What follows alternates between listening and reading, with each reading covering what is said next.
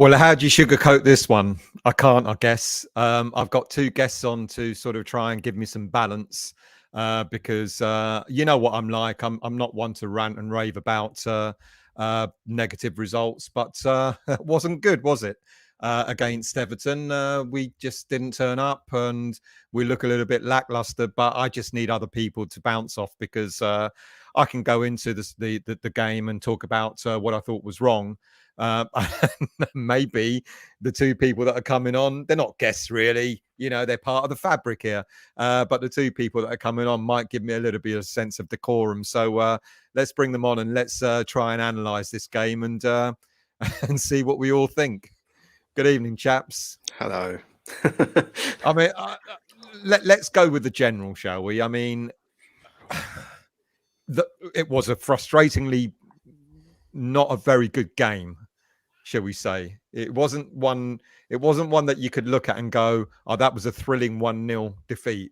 That was just quite a bit lame, wasn't it? Yeah, I said to you before we went live, didn't I, that neither team was good. And I think it just boiled down to the team that wanted it a bit more and had that one little moment. It's the team that won it, really. I thought Everton were better than us on the counter-attack. But other than that, I thought both teams were average, very average. Yeah, Nigel?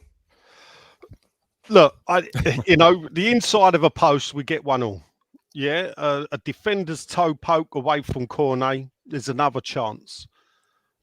It was an even game, and they got their goal, and that's the way I see it. It weren't a great game of football at all, was it? The first half, neither midfield could hold the ball. So Demarai Gray was the only attacking light in the game at all. We seem to be devoid of. Antonio had a couple of, he got that turn on Cody and Cody brought him down. But, defensively, Everton are good. Let's admit this, getting in Tarkowski, getting in Cody. They've tightened themselves up, haven't they? Yeah, they have. Well, this is it, isn't it? They were, I think you couldn't split between them who was man and match between the two of them. They got their bodies in front of everything. They were, Tarkowski was good. You could see why we wanted both of them. Tarkowski a couple of years ago and Cody in this transfer window. They would have. I don't think our defense is bad. To be fair, of all the players out there, I thought our centre backs actually had more Kehrer than Zuma, but I thought our centre backs were probably our best players. Yeah, to be fair, so I thought Rice showed a few flashes, but yeah, I mean, look, when the team was announced, I kind of said it in the preview that I did the other day. I speculated, that maybe Moyes has got a couple of choices to make. Downs didn't play on Thursday, and I kind of thought, well, maybe he's being saved for this game. And, no, Souček was in place. The back line, you could argue, should he have gone for Emerson rather than Creswell? But even Creswell had a half decent-ish game. You couldn't really fault him for, what happened in the game. But it's more our attacking, isn't it? We knew he was going to pick Bowen, and Bowen is really out of form. There's no denying it. And we knew he was going to pick Fornals because he knows what he's going to get from Fornals. But they left a lot to be desired, didn't they? And even Paqueta, I'm not blaming Paqueta because we've made it very clear when we were going to sign him. And the analysis was given to us before we signed him when he played for Milan in a 4-2-3-1 formation. And it didn't work for him. And the minute he went to Lyon, he played in a 4-3-3, and the manager changed the formation for him, and Paqueta came alive. So what does Moyes do? He puts him in a 4-2-3-1. It almost looked like at some point a 4-4-1-1 formation. He was a lot closer to Antonio, but there wasn't that connection between them, was there? So you see, when I look at that at the moment, obviously, as fans, we all analyse the team and performances our own way, don't we? But when I'm looking at that team, there's three problem areas for me at the minute. The first one's the fullbacks. They're slow. They don't get up and down the pitch like they did a couple of seasons ago. They don't offer that threat they did a couple of years ago. I don't know what's happened to the both of them, but they've fallen off a cliff, both sides. I think Fornals on the left, it doesn't work. And it's that he's in there because Moyes likes how hard he works. But for me, Yeah. I think with Souček so out of form, I would like to see us go 4-3-3 and drop Fornals in next to Paqueta, stick Rice slightly deeper in the holding role. Yeah, and that's how I would like us to set up. Because I just think if you've got Fornals' work rate box to box, Paqueta roaming, Rice deep, looking after the defence, I just think there's more balance in the midfield. At the moment, we are getting absolutely overrun in that midfield area because Souček is a passenger every single week. Do you think, therefore, it was a bit of a surprise that he didn't put Downs in there, given his performance against FCSB a few weeks It's not ago? a surprise because it's well documented that Moyes has got his favourites. And he proved it again today with that lineup. He proved it again today. Souček's out of form. Bowen's out of form. They're both in there. You know, like, and they shouldn't, really. If we're being really honest with ourselves, gents, there's a few players in there that shouldn't be in that team. Soufal's playing probably because Johnson's injured at the moment because he's not in the best of form himself. I am surprised Creswell started over Emerson, who's actually had a half-decent start at West Ham. But Souček, for me, and Bowen, they're non-existent at the start of this season. I don't see how they get in there. What do you make of it, Nigel? I mean, we don't want to pick on individual players, but Dan's right, isn't he? There are a couple of players who are not on it at the moment, aren't they? And isn't that why Moyes bought players in order to, pick players who are in form, etc.? We've got a two-pronged season like we did last season, yeah? So we've got the midweek games, cup games, and we've got the league games. So there's a pattern appearing. I say it before, much like they do in the British Lions tours, where they have a midweek team and he has a weekend team. And it's obviously that in the cups, he's playing with the Scamacca, with Emerson, Ben Rama. These are all starters. So what he does is it's sort of like a rotation. And then he's got these players that he thinks are more up to the Premier League. The problem comes is when it gets to like now, the best two attacking players were Cornet and Ben Rama for West Ham. Yeah. So the only real threat we had was from Cornet and Ben Rama. So if he brings them in to the weekend team, who does he? He has to drop them down. But this is. I mean, it's what Dan said. I mean, what I found interesting, he experimented. Well, not experimented, but he did it a couple of times before last season, where during midweek he played Lanzini alongside Declan because Lanzini was non-existent against FCSB, but almost controlled midfield against Silkeborg on Thursday, where he looks now better in a deeper role. So if you want to get a more controlling player in there, then would there be an argument if you're going to drop Souček? You mentioned, Dan, about putting Fornals there, but would there be an argument of putting someone like Lanzini in there, who's a good ball player, or something different? But I think Lanzini's proved too many times he can't do it. I think Fornals has never been given a chance in the positions he's strongest, centre mid and attacking mid. They're the positions he's strongest, but he's never been given a proper chance in there. He's always thrown out on the left-hand side. Fornals, when he's out left, I find he forces his passes because he hasn't got the pace. So he ain't going to go past people. So he tries to force it more. But you see when he drifts inside and he's got more time on the ball, his passing's far better. And I just think that's just a far more balanced and technical midfield with those three in there. So Souček, unfortunately, it worked the first year he came in because it was a relegation threatened team and the plan was different. Their style of play was different. It's a far more technical way of doing things now. Moyes clearly wants to have the ball down and pass and move. There was a point today, and again, I don't want it to feel like I'm just attacking one player. But if a player's out of form, we do have to talk about it. But there was a point today where Souček picked the ball up.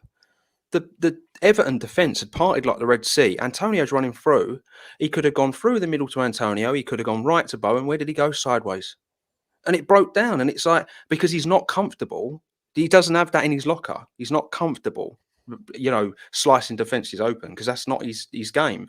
But you can't play a Rice and a Souček and ask them to do the same job because you're not going to hurt anybody. You've got to have people in there. I mean, our successes, if you look back to when we were successful, which is this time last year. Yeah, strangely enough. Yeah, so it was built on counter-attacking pace. We seem to have lost that. Yeah. And the funny thing is, I get people going, Scamacca. Scamacca's not going to play that way. So when you play Scamacca, you've got to set the team up totally different.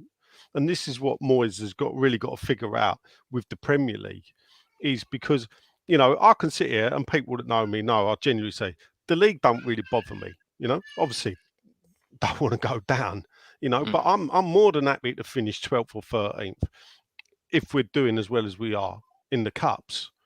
But you don't really, because what will happen is that we've got a lot of cup games coming up, and then up until the end of November, and then after the World Cup, if we've done it right, we then get 2.5, 3 months where we don't play any cup, or we play no European football. So, there's a lot of time for this season to be turned around and everything else. But he has got to start using the games now to at least pick up points.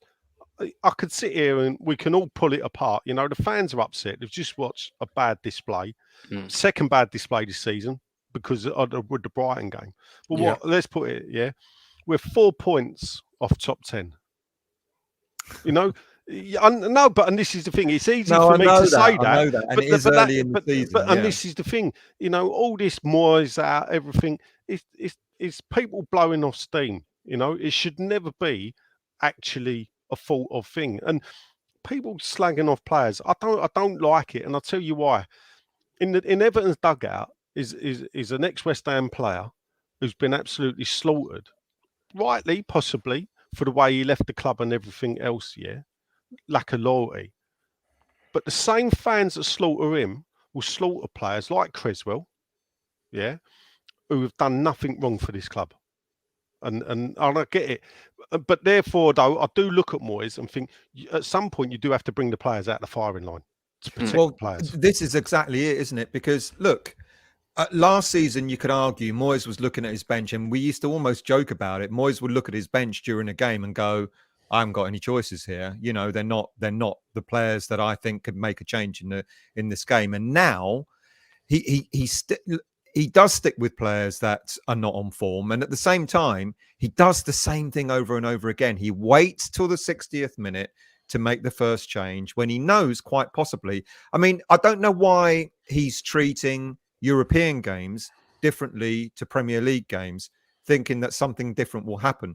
So in the European games, he doesn't have a problem changing players at halftime, but for some godforsaken reason, he waits till the hour mark. And I think what's also, and you're right, Nigel, and you said it as well, Dan, it's not just about changing players, because I've started to see people going, waste of money, Paqueta. What's Scamacca doing? And that's just going to get worse and worse. This is about there's zero patience in football these days, though.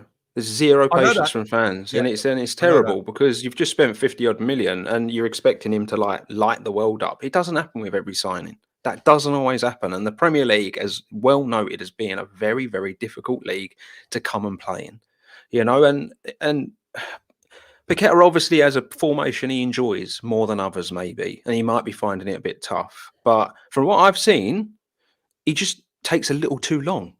That's my only knock on the player. He is getting used to it. He is absolutely getting used to it, and you could see that he thinks he's got more time than it, because he got the ball taken off him about 4 or 5 times, especially in the first half. And I think it's a harsh lesson for him to learn.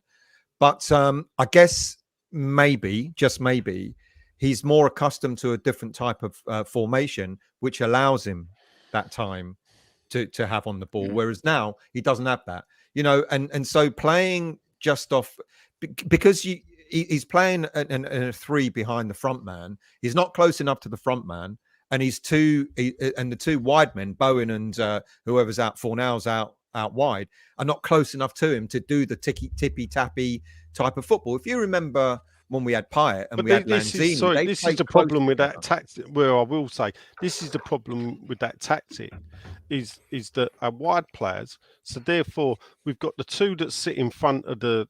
I don't like 2 sitting central midfielders. I don't like it. Yeah, because you're actually opening up your midfield. Because what we now got two banks of midfield. We got the two and then the three, but there's so much space around them that teams can play through us. Yeah. If they were a bank of five in a line, like the bank of four, it would be different.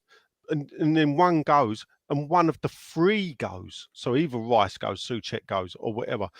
I get it with Souček. He had a terrible game on top of a terrible game on top of a terrible game. Yeah. I think now it has come to the point where we've got to put Downs in and see what he does. Yeah. Paqueta, it's hard for me. I don't know. I can't honestly say. Obviously, I watched him play for Lyon.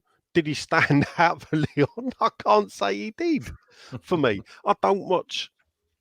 I'm not. I watch a lot of German football, so I don't watch French football or Italian football. I'm not seen him play for Brazil, so I can't actually say. Well, it excites me. Godsey's made a comment here. Paqueta was great defensively, and that sums up how he's getting played. So, great, and it is wonderful. Moyes must love the fact that Paqueta drops deep and does help out defensively. But is that what you want? But that's another reason why I would like to. But that's another reason why I'd like to see him in a free though. Still, yeah, that's why I would like that free in midfield. Rice has always been a better player when he holds. I don't understand this whole giving him license to go and roam all over the place. Is he a technically gifted footballer? Yes, he is. But the best football we see out of Rice was when he was sitting in there, holding, spraying balls from deep. He was always the catalyst of all the attacks when he was sat in there. And I honestly think that's his best position.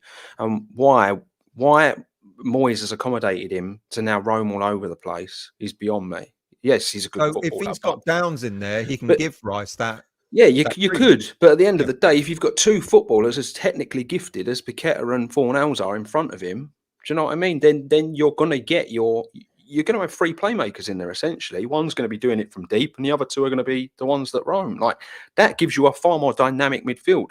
Then you've got your wingers, and if you use the right wingers, you're going to have wingers with pace. I cannot stand wingers that don't do their man. I like my wingers to run at them, try and get crosses in, because the worst that's going to happen is he's going to hit the defender and go for a corner, and that's a set. I never liked David Beckham either. Yeah, but it's a different era. No. The thing about Beckham is he didn't need to beat a man because his crossing ability was unbelievable. Like, so no one could do it. Because I'm like you. I want to see a winger go down the wing. The other day, I've done it, or the other week, I called Ben Rama Aaron Lennon Light, because he's got all the tricks, he's got all the skills, and you get in the box. He did it when he came on first time before he hit the post. He did a lovely jinking run, got into the box, crossed it, hit the first man.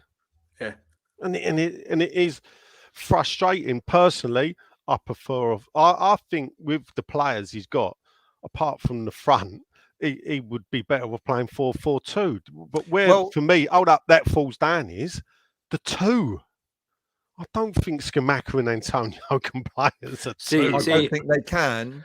But what about Kent's comment about playing a diamond formation, where we can accommodate that, can't we? Where Declan is the pivot, is at top of the diamond, and then you have a Paqueta at the other end of the diamond, or something like that. The trouble with a diamond is only ever a diamond when you attack, because it goes flat when you're defending anyway. Right. What I like about that is that because you got the two banks of four, you're giving protection to your defenders. See, what we got at the moment is, if he plays the 4-2-3, the one, that there's a gap between the two wide players, and that Nath brings play. That means our defenders get isolated, 1 or 2 on 1. And you watch it, they'll play through us. We've either got to play two banks of 4 or a 4 and a 5 in a line, especially away from home. So that it's. I'll tell you why it's frustrating, because we all saw Everton weren't much better than us. I said No, that. they Funny enough, weren't. I said this to Yeah. Stel just before we were coming on. I said it felt like there were two teams that were as bad as each other, and they just took the chance they got, and we didn't take ours. That generally how today felt. It wasn't exactly the best game of football to watch. It's not like we've gone out there and we've been completely outplayed by the other team and we've lost. You know, I think you'd have more right to be really angry if that was the case. But I do think it was just two very even, poor teams on the day, and they just, I mean, I looked at the money that's been spent. And I know you can't go by how much money you spend, but I look at they spent 70 odd £million in the transfer market. They got a few loans, few freebies, and all that sort of stuff. We've spent double that, and yet they look more coherent, even though they're not a good team. And I said it in the preview, they're harder to beat. You know, they seem to be an awful lot tougher to beat. They will go out and make sure they don't get beat. You know, and if they get a draw, they get a draw. Whereas, have we not now got the squad that we've all been crying out for? And even Moyes said it in pre-season. He said, I've realised that we can't counter-attack anymore. I need more Paquets in my team. And all that. He was making all the right noises pre-season. But he's got all the Paquets sitting on the bench, and he's not got the right Paquets on the. I think the biggest issue we've got is Moyes has been worked out, and he hasn't got a plan B. And I think the other problem is he doesn't really know who his best 11 are, because he keeps playing his bloody favourites, and he won't give these new players a chance, so he doesn't know. All the pace was sat on the bench today. If you look at that starting lineup, all the pace was sat on the bench. See, you say don't give them a chance, but then they've played Thursday, and this is the thing. My issue. You ain't going to play. He's not going to play everyone Thursday and then Sunday. Here's the question. But here's my issue, right? If you go out Thursday and you play well, right, that should be your chance to play your way into the team. You can't have two teams. You just can't. You can't do it because you can't keep playing out of form players on Sunday. Let's change that round. Here's the question: if Moyes wants two teams, has he got the right team for the Premier League? And has he got the right 11 for European Conference League? He's obviously not got the right team for the Premier League, is he? Because we wouldn't be sitting third from bottom. Yeah. Right. Well, no disrespect. Then the question begs to be asked: if that is actually the case, then why is he not seeing that? So when he sees Cornet playing well and running at pace, and when he sees Scamacca linking up with players around him, etc., what's going on in his head? Is he thinking, well, the teams that we're playing in Europa Conference are inferior, so this lot can't do it in the Premier League? Because you're absolutely right, Dan. The pace was all on the bench, and it was used on Thursday. For me, Cornet should have started. Cornet, etc. Cornet should have started today. He had a decent game midweek, right? And he should have played today. And I was disappointed not to see his name on the team sheet, because he did enough for me. I think Thursday, as much, and I totally get the point that like Nigel's making with the two teams, because it's a lot of football we've got to play. I think next month, the month of October, we're playing nine games. You know, so I do get it. I totally understand it. That's the reason why you have strength in depth. But some of these players should be able to play 2 games in a week. I'm not asking them to do it every week. Can they play? Should be able to do that's the thing. Can they play 9 games in a month? Do you think actually the fixture list is crunching his tactics? Maybe. Well, he's too much looking at it in that way, Nigel, rather than going back to what I just asked, and you said no, he hasn't got the right team in the Premier League. Yeah. If he's insistent on having a first 11 for Europa League, Europa Conference League, and the League Cup and all that sort of stuff, and then he's insistent on having a separate first 11, isn't it now time to look at what's happened so far this season and say, all right, I'm going to stick with my 11 for the Premier League, but I'm going to change that 11. I'm going to start Scamacca. I'm going to start Cornet. I'm going to start Downs. And then those players that aren't doing it, Antonio, Fornals, Souček, etc., will play in the Europa Conference League. The thing is, I think Antonio's better. The thing is, right, and this is the thing, yeah, we're playing European football. So let's just take the striker situation. Who's best to play in Europe in midweek, and who's best to play in the Premier League? Well, so, I'll be honest. I'll be really honest with you, mate. At this moment in time, I don't know. Because I haven't seen Scamacca given a chance in the Premier League. I think it depends with Scamacca, the formation you play. Because I think if you play that He's not a change formation, of formation. well, I think Yeah. if you play that formation you play today, he isn't going to thrive, is he? Because there's Nope. going to be no service. He's going to have nothing from midfield. Whereas if you change it and you play a 4-3-3, or you play something where maybe a 2 up front, someone closer to him, then it makes more sense, doesn't it? But Scamacca isn't going to play well in the team with this formation. Scamacca, especially if you look, I think he thrives on. If we play Scamacca, we can't have, for me, the inverted wingers. Yeah. We've got to have wingers that are going to cross the ball early, to give him a chance to get onto the end of it. So when Scamacca first played, I can't remember, we ended up having Bowen on one side, and I think it was Fornals on the other. But they have to keep checking back onto their stronger foot. So therefore, Scamacca weren't getting the service. If we go into the Premier League with Bowen on the right and Fornals on the left, we're just wasting Scamacca's time. Now that works though with Antonio, because Antonio will hold the ball up and bring them into the play. Yeah, and this is, but as you say, by doing that constantly, the opposition know what we're going to do, and they can counteract that. and it hurts us as well because it's not the striker in the box. I was looking at Antonio's heat map after the game, and it's all wide left. You know, that's where he spent a lot of his time in the game. And a lot of that is, to be fair to Antonio, a lot of that is him wanting the ball, showing for the ball, trying to make something happen. Mate, because we did exactly the same, I think, against Chelsea, where he kept going really wide and sort of having to pick up the ball, to get into the game, etc. And yet, when we used him in the Europa Conference, he was being fed the ball in a position. It was still wide, but not sort of like being blasted out to the touchline. It was being sort of lobbed over to him, especially from Areola, where he was picking the ball up from almost the halfway line and being able to have that opportunity to run in, and that's the slight difference. We seem to play a different tactic, whereas for some godforsaken reason, we seem to pump it up to Antonio in the Premier League and just say, go and get it. Go and fetch, when it's in a position where he can do little with it. And yet we play a slightly different tactic when we play Europa Conference. We're not pumping it right to the end. We're sort of giving because he's got Scamacca there, and the problem he's got here for me is that Antonio needed help.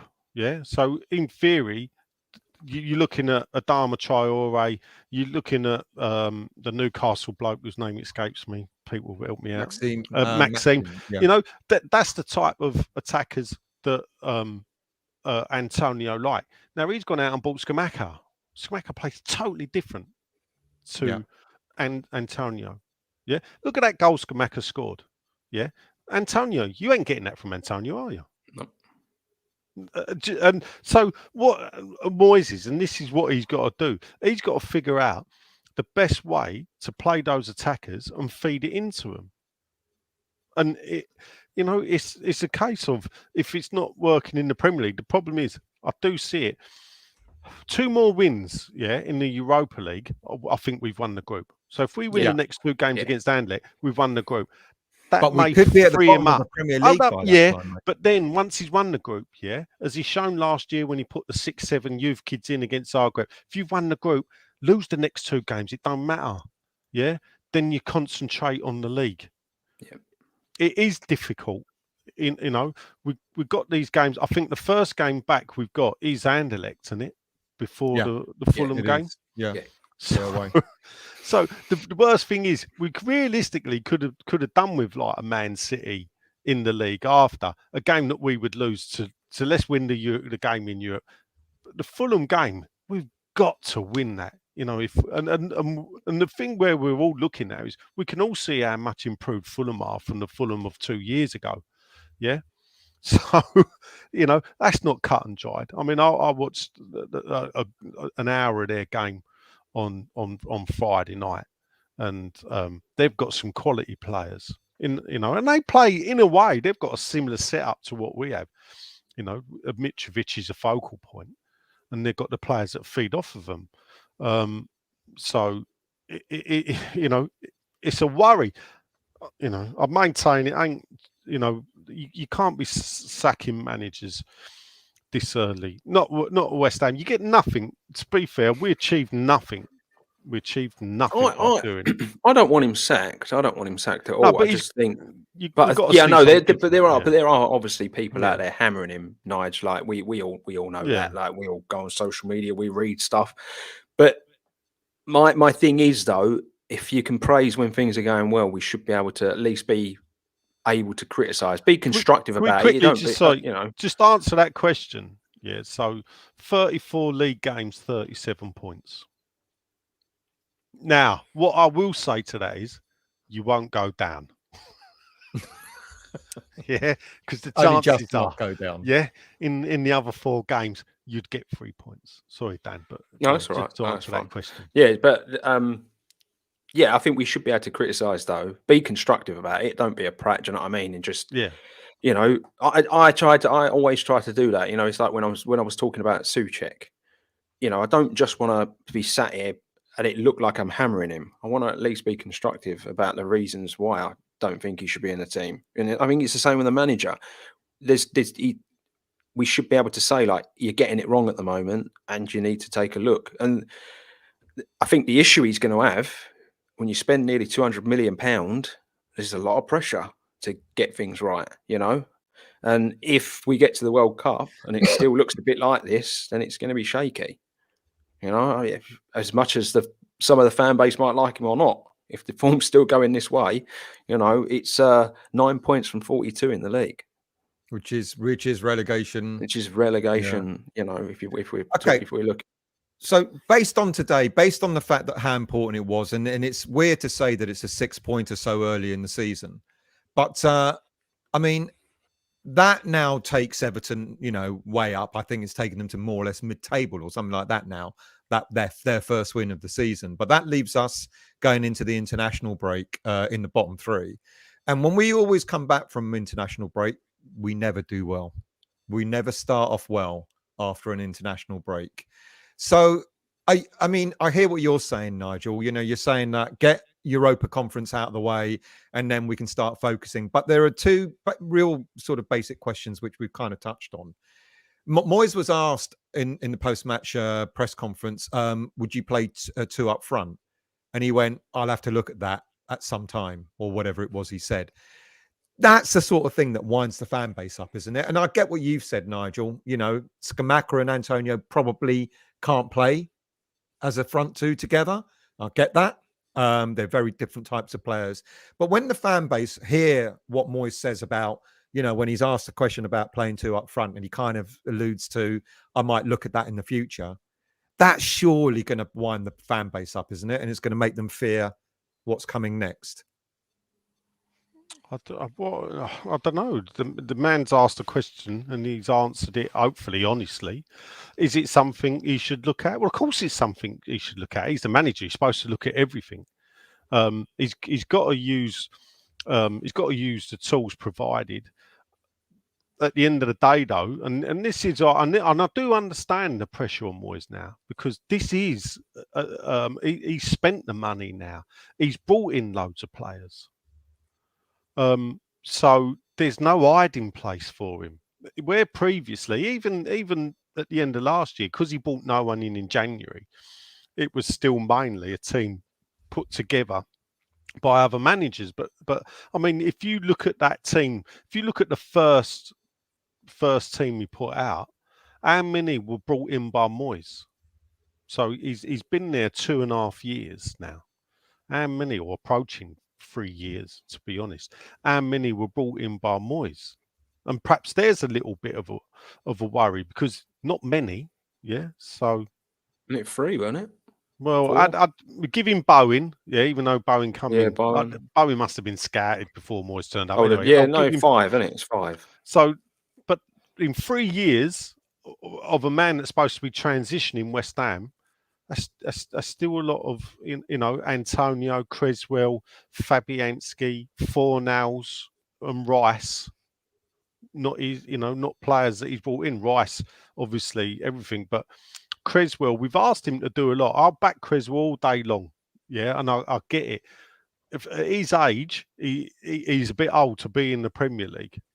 Yeah, with no one in front of him to help him. Yeah. What do you make of this point that Elbow says?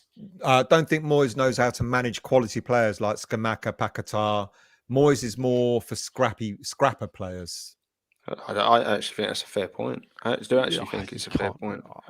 Yeah. So if that's the case, He's never had a good look in Moyes' history. Yeah, look in Moyes' history. Yeah. Yeah, and unfortunately for him, you've only got Man United to look at, and we all know how well that ended. You know, and apart from that, he's, you know, so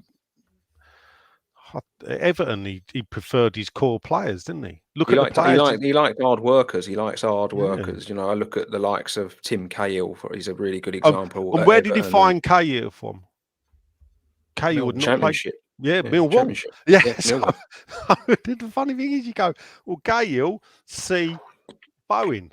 Yeah. Fellaini, see Souček. Yeah. You know, he finds these people in these outposts. Does that answer the point that a lot of fans are making, that Moyes cannot change his ways?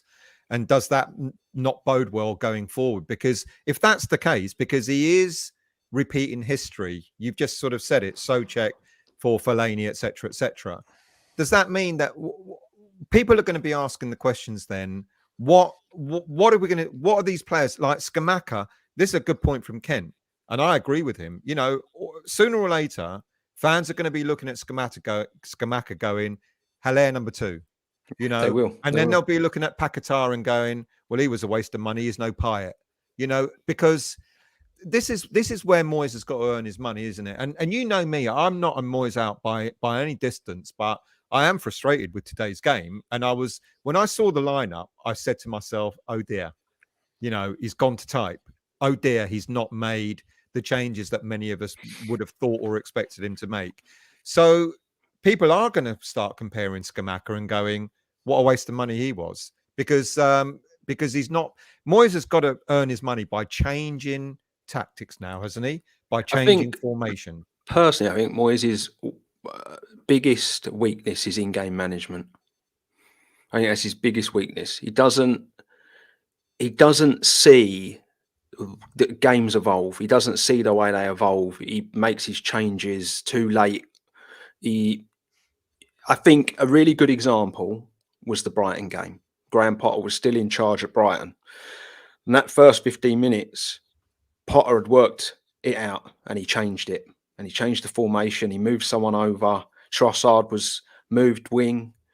The in-game management was there. He was watching the game evolve. He was making changes as it went on. Moyes doesn't do that. He literally goes out there. That's the formation we're playing. And he throws and then he'll make substitutions and he'll hope that that's what will make and this is what he did. When he brought the players on, he told them, you're sticking to a 4-2-3-1.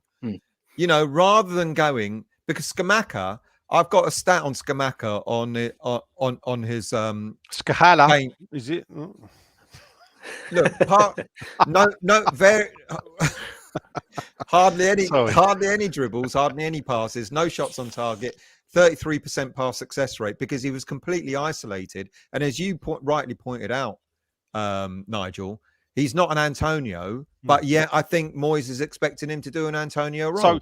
So and it's a different show, yeah. But then what you would look at and go, did he buy the right players in? Because if he's a fix, no, hold up, and this is the thing. If I don't criticise Moyes for having one way of playing, if you believe in it, yeah, and to be a manager for an hour in a game, yeah, if you believe in that system and it's worked for you, and you know he's going to have an ego, so then you have to get the players to do that.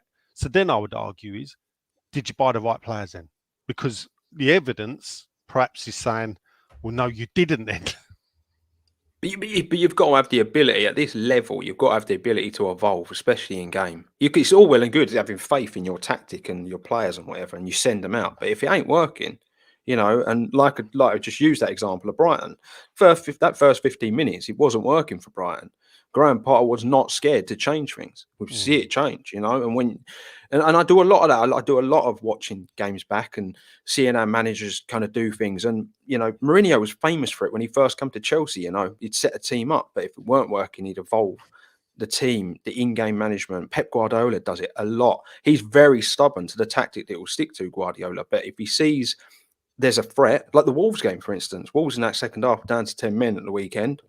They were hitting them on the counter attack. So he made a substitution, dropped someone in, and there was more control in the midfield.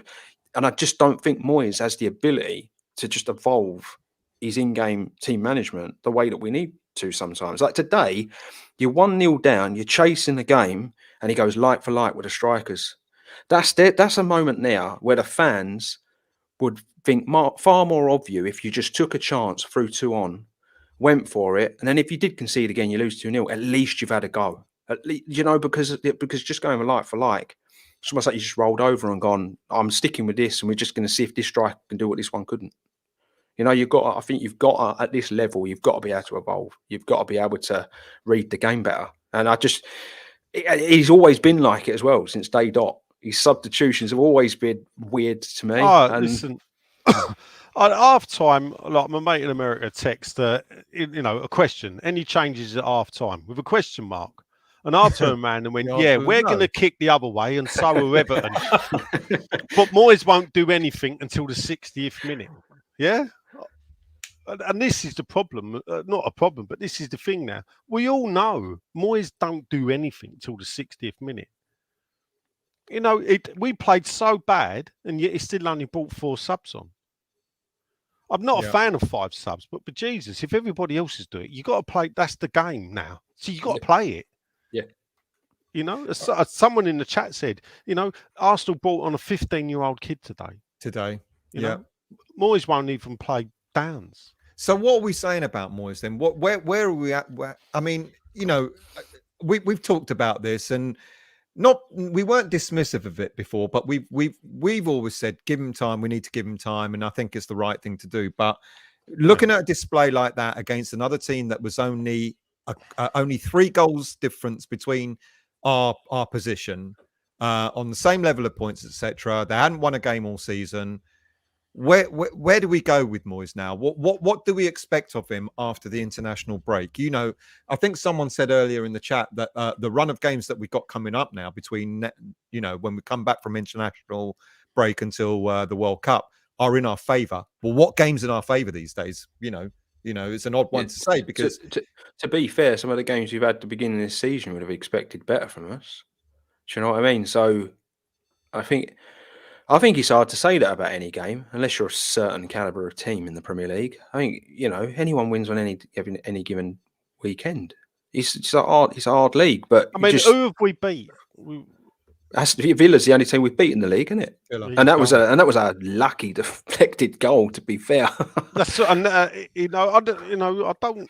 The reason why I'm not blindly backing Moyes, but it is you don't do anything realistically until well, I suppose you got to look at it this year. It's actually early, because you could look at it. If we're sitting bottom, second from bottom, third from bottom, come the time the World Cup rolls up at the end of November, the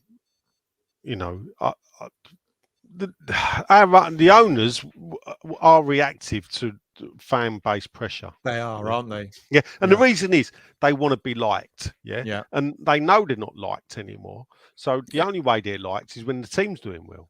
As soon as the team ain't doing well, we all know, innit? GSB, you're just going to take the money in 2023. You're scumbags. They've bled this club dry. Everything else, the pressure will be on them. How do they relieve that pressure? Well, they ain't going to sack themselves. Sack the manager. They'll sack the manager. And for me, I'll give Moyes. I think he's built up enough credit in the bank for me to see us into the new year and to see what can be done. Because you're not relegated at Christmas, and that is the you're not. And maybe if this does continue, then probably the most obvious, the most logical decision for the board to make is to let him go at the World Cup, bring someone in. January transfer window opens. But then there's the next big question. Moyes goes, who are you getting? Well, people are already shouting for Tuchel. People are already talking about various other. But you don't. I mean, they'll come in and go. I don't want this squad. I don't want this squad. I want to buy another 100. And that's the issue. That's the issue. You've just spent £200 million on the players Moyes wants, and then the new manager's going to come in and go, oh, what do I do with this lot? Do you know what I mean? We've just seen it with Graham Potham going to Chelsea, bench for Fofana and was it for Fofana and Chilwell? I think he benched them both, and it was like, you know, they're not But my and this is players. the thing, yeah. The thing about Chelsea is, yeah, they've got owners that will then go, all right, off you go. Well, I don't know Yeah. about Fofana, yeah, but they'll bin Chilwell, they'll bin any player that they didn't sign, yeah, because he's not on their head. West Ham, we ain't got the reason why we've spent nearly £200 million is we've borrowed money and used money we've saved, but we've done the savings now. So it's money that we generate. We have a poor season this season, we're going to generate less money. Yeah, we can't keep borrowing money. Yeah. You know, people think Kretinsky's some madman who's going to bankroll West Ham. He ain't. So, I mean, John, thank you for all your comments, mate. And I am putting them up, even if we're not, but people are seeing them. John wants Downs to come on for Souček. Are there specific players that we need to change in the next game? Is Moyes going to do it, or is he going to go to... He's not, is he? This formation, see that team he put out there today, that'll be the formation. And I don't think there'll be. I genuinely don't think he'll change much. So is Souček going on international duty? And this may seem a terrible thing to say. It could be the best thing to happen for him is he gets a knock. Yeah, and then it's taken out of Moyes' hand. But is that where it gets to with Moyes? You've got to be injured not to be played. It shouldn't be, but I think we all watch enough West Ham and we all see the lineup come up every week. Like you can guess the lineup, can't you? These are the subs he made, and he kept the formation. So he made. I think he brought Emerson on at the 92nd minute or something, didn't he? Or something. Again, what is the point? So he made the subs. He brought on pace, and he brought on Benrahma, who I thought, he created probably our best chance by hitting the post. But he kept the formation. So it's not about just changing players and changing Souček or changing Antonio, etc. You've got to change the formation at the same time, haven't you? You've got to take that risk. Which comes back to my point still about him. Just his game management is just terrible. It's not good enough. Sometimes it's not good enough for the Premier League. He's so stubborn in his way of doing things. He refuses to just think outside the box. The problem he's got as well is, if I'm going to be hypercritical, is he's overloaded us with midfielders and left us short up front. And that for me is a big problem. I look back under Pellegrini. It weren't pretty under Pellegrini. We had 4 attackers. Yeah. Yeah. Do you remember those days? Yeah, when we had Chicharito and we had the other Spanish bloke from Arsenal, I've forgotten his name. We had Andy Carroll, we and Antonio. We had these. He could chop and change. He's set up a team that seems to me can only play one way. And I'm still Scamacca. I don't know what to think, because at the end of the day, he's only scored against Danish teams. Yeah. And the Danish league is like lower championship. As good as they were, and we made hard work of Silkeborg. That's the level of their league, lower championship. But taking Dan's point earlier, though, even if it doesn't matter who it's against, if you play well like Cornet did, and I thought Scamacca did all right against Silkeborg on Thursday. They look like they're picking up a bit of form. Don't you just... And given the fact that Scamacca was taken off at 60-odd minutes, 65 minutes, don't you then just say, you've had a good game, you've scored a goal, I'm starting you on Sunday?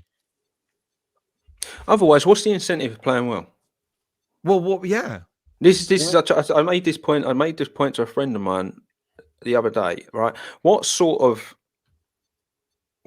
impression does it make on the team that certain players get start week in, week out? What sort of message does it send to the squad when Souček's in, Soufal's in, Bowen's in? None of them started the season well, but they're in every single Sunday. Yeah.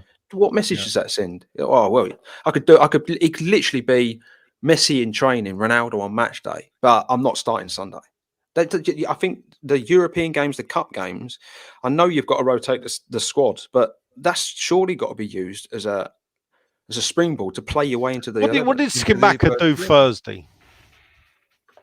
He did well. He scored. He shielded he? the ball. He scored a goal. Well, He scored a goal that came from a back pass when he was unmarked. No, it wasn't a back pass. We were far worse after he went off. Given the ball. He was given the ball from a back pass and he turned. He was free. The reason why no one was marking him was because Silkberg were coming out with the ball. Yeah. But nonetheless, the finish is outstanding. Yeah. He took his chance. But for the rest of the game, I don't think he showed that he could play the way that Moyes played this weekend. But for me, it's not so much about Scamacca. It's more the likes of Cornet, who I thought was very good. Cornet, So then for him to be omitted from the starting lineup today, it leaves everybody scratching their head because he set up 2 goals. Obviously won the penalty, was in and around the box, pace up the wings. That's what we're killing. The team's dying, screaming out for that sort of thing. And then he drops him and we've sticks got a player on the bench that can. And then you put Fornals there, and it's not Fornals' position, but Fornals gets put there because he works hard, and that is literally such a Moyes, trait. He just loves players that work hard. But Fornals ain't beating anyone. Yeah. That's the issue. One for you from Dodsey. Now, nothing wrong with what Fabianski did today. You can't blame him for the goal or anything like that. But will Areola take over as number 1, Nigel, of the goalkeepers union? Fabianski, good goalie, but slow distribution. And this is the problem I've got with Fabianski. It's not so much he's not a good shot stopper. His distribution is poor. It's one for you, Nigel. Yeah, well, look, I don't see a problem with Fabianski. Fabianski and Areola, I think, are too much similar. Age is on Areola's side, yeah. So for me, perhaps you could have said, all right, Areola should be in the league, but then Fabianski plays in. The bad thing about goalkeepers is actually a goalkeeper can play 60 games a season. Yeah, the reason why I love playing in goals because I didn't have to run around. Yeah, so you can play as many games as you want. He could play every game, Areola. For whatever reason, they like to rotate, keeps them busy, keeps them on their toes if they're needed for any injuries. There's no difference in playing Areola. People get hung up on making changes. We didn't lose today because of Fabianski. No, yeah, fair play. A couple of more before we wrap up, because I know the Claret and Booze boys are coming on at 8 o'clock tonight. So after this show, 9 go o'clock. on to Claret and Booze and do listen to. It's going to be a lively chat there, I'm sure. John, Rice even said today in the post-match, certain players need to be able to pass a ball. And John thinks he's talking about Souček. And to be fair, Everton played well. I don't think Everton played well, but I think he's right about players not being able to pass the ball. It looked like we're not even doing the basics right. Is that fair to say? We just don't seem to be. We can't. I'd love to know what the statistics are on our pass completion today. I really would. Let me see. Well, I can show you individuals. Unfortunately, I didn't do all of them. So there's Scamacca 33%. Yeah, but that's Scamacca, only came on, didn't he? I know, but and he was isolated as well. Yeah. Cornet 60%, Benrahma better 72%, Antonio's again isolated 55%. Paqueta, even though I don't think he had a really good game, had a 95% pass success rate today. Yeah, but if you pass the ball sideways or backwards. At the end of the day, pass success rate for me means nothing. We could put a crab in now, and he'll just go sideways. Well, that's no way. He could have 100%. Noble. He's retired. What's he done? Yeah, but this is the thing. This is where I go. Stats are bollocks. All right, let's wrap this up. So, I mean, as a wrap up, today was disappointing. We were playing a team that's no better than us. We should have, with the strength in depth. We should have done a hell of a lot better than we gave them. We gave. I don't know what to say. A crab would be play better than we did. We were poor. There's something off. It's gone now. Black Country Hammer said apparently the rumor mill is saying that Moyes has will be gone by Tuesday. Now, what you said earlier, I know it's only rumor mill, but what you said earlier, Nigel, the board do jump, but they won't jump yet, will they? No. All right. He'll get until the World Cup. Yeah, that's what I think. That's what I think. And I think they'll have a look then. Look, my apologies for not going into the minutiae of breaking the game down. Basically, they had 2 chances. They scored from one of them. That's all you really need to know. And we at the post. Any last words before we go? No. National minute of silence at 8 p.m. What, today? Yeah. Oh, right. So we got to go. Yeah. Well, you got a minute before the minute of silence. Can you be quiet for a minute, Nige? Yeah, I'm asleep. All right, lads. Thank you for joining. Much appreciated. It makes it easier because I could have just gone on and you know what I'm like. I just talk rubbish. So Yeah. appreciated. Join the Claret and Booze boys at 1 minute past 8 after the minute silence. 9 o'clock for their show. And, 9 o'clock. No West Ham Weekly on Monday. There are going to be no shows on Monday. I'll be back and do a West Ham Weekly on Tuesday night. So join me for that. And of course, you've got to become a member of 6foot2.co.uk. That's the number 6foot2.co.uk. It's run by some bloke called Nigel Khan, but it's a great website. And we are going to get that. I'm going to put you on the spot now, Dan. We're going to have Dan joining soon as well, doing his Premier League stuff. There you go. Thank you all. See you all soon. Much appreciated.